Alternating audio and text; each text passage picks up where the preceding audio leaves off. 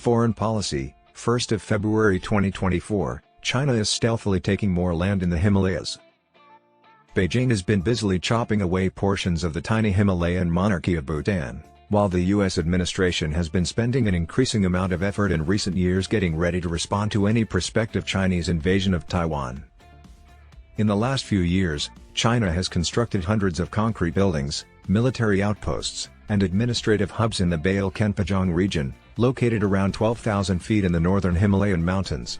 Bhutanese people consider the so-called Hidden Valley sacred, and the royal dynasty of the nation may trace its ancestry back to it. China has been using its brazen annexation of Bhutanese territory as a means of controlling Buddhist culturally significant areas, taking advantage of a neighbor that is significantly less resourceful, and challenging its regional foe, India, in the Himalayas. The Beyul expansion was initially covered by Robert Barnett, a specialist on Tibet and the China-Bhutan border, in Foreign Policy in 2021.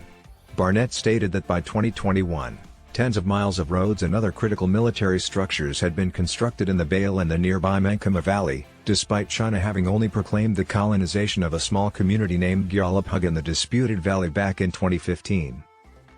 In an interview with Foreign Policy last week from Paris, he stated that construction in the valley has more than doubled in the past 2 years. In his 2021 report, Barnett and his research team noted that in the Beyul and Menkema Valley, there were numerous buildings, including 66 miles of new roads, a small hydropower plant, a communications facility, 5 military or police outposts, and a large signals tower. Those dispersed buildings now sit in fully developed township strips with hundreds of multi-story facilities, per a report on an India news program. Even though China and Bhutan agreed in 1998 to maintain the status quo until a permanent border settlement could be reached, the cars parked outside the structures make the places appear occupied. However, Bhutan has a meager $3 billion GDP and only 800,000 citizens. It lacks the military and financial resources to counter Chinese incursions. Despite the region's cultural significance, the Bhutanese government has been powerless to stop Chinese settlement, according to a Chatham House research released last month. Experts fear that to prevent a nuclear-armed conflict between China and India, Bhutan would have to give up land. According to John Pollock and Damian Simon's warning in the Chatham report, the new outposts in Bhutan's remote Jakarlong Valley, part of the Beyul Khenpajong region, may become permanent Chinese territory after an announcement on a border deal between the two countries expected soon. 4 decades after the ceasefire on boundary disputes, Thimphu and Beijing convened for their 25th and most recent round of talks in October. China claims 269 square kilometers, 104 square miles, in the Doklam Plateau in the west, on Bhutan's border with India, and 495 square kilometers, 191 square miles, in north-central Bhutan, in the Jakarlong and Pasumlong valleys. Jakarlong is part of the Beyul. China purportedly added Soktang in the east to its list in 2020 to gain an advantage in discussions. The Tibetans are shocked that China bases its claims in Bhutan on the idea that these areas are a part of the Tibet Autonomous Region, TAR. The fact that China is advancing its imperialist goal in their name offends them. Former Tibetan leader in exile Lobsang Songhai, who is now a senior visiting fellow at Harvard Law School's East Asian Legal Studies program, sidestepped Foreign Policy's question about whether Tibetans claim this territory and acknowledge a border dispute with Bhutan by stating that history is complex and details matter. However, he went on to say that it was quite evident Chinese troops have no right to be in the area given that Tibet was illegally invaded and is still under occupation. Due to the subject's sensitivity, a source from Bhutan who is aware of government thinking and talked to Foreign Policy on anonymity stated that Bhutan is making a valiant effort to avoid a full-scale war between Beijing and New Delhi. The Chinese raised the ante and expanded in both locations without consequences or expenses. Still, they did so in the Beyul to force Bhutan to give up sovereignty of the Doklam Plateau, a more strategically important territory close to India. The fact that China is claiming the Doklam and Khenpajong territories is not surprising, according to Songhai. China is carrying out its 1950s declaration that Ladakh, Nepal, Sikkim, Bhutan, and Arunachal are the 5 fingers and Tibet is the palm. He went on, "First occupy Tibet, then we occupy 5 fingers," alluding to Mao Zedong's imperialist plans for Nepal, Bhutan, and 3 Indian states. Beijing had made Thimphu an offer in the 1990s to give up its claim in the northern regions in exchange for Doklam as part of a package deal. Due to its close historical and economic links to India, Bhutan declined. A treaty signed in 1949 that was replaced by a much lighter version only in 2007. Almost 70% of Bhutanese imports come from India. The local currency is pegged to the Indian rupee. Bhutan thinks China's acceptance into its holy regions resulted from its rejection.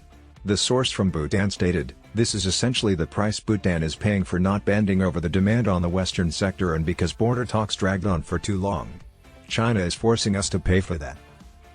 China attempted to build a road from Chumbi Valley in the Thar to Doklam, all the way to the Jampheri Ridge, which provides a direct view of the Siliguri corridor, India's weak point, in 2017, almost igniting a war between China and India.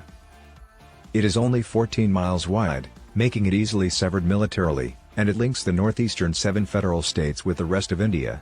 China can better monitor the Siliguri corridor, known as the Chicken's Neck, and have significant influence over India if it gains access to the Jampheri Ridge.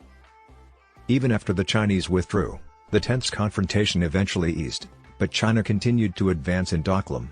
China established the entire settlement of Pengda inside the plateau, a short distance from the critical ridge.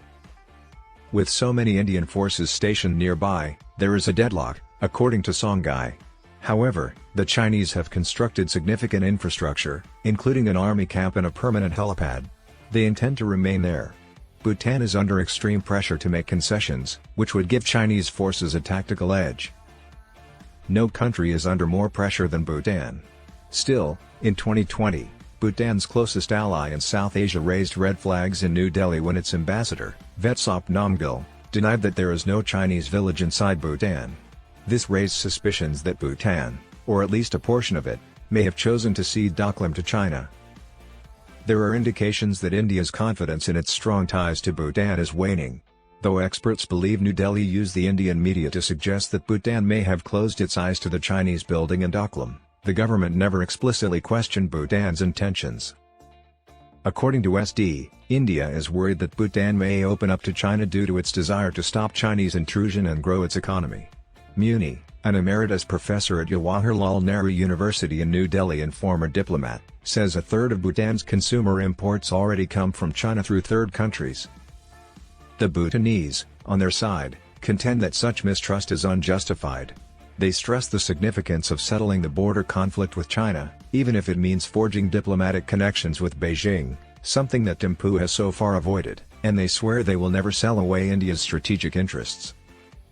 The idea of a Chinese embassy in Thimphu bothers New Delhi, which worries about potentially losing influence over Bhutan if it does not share it. Even worse, China might force Bhutan to cede sovereignty of Doklam if it traps the country into accepting costly loans in the future.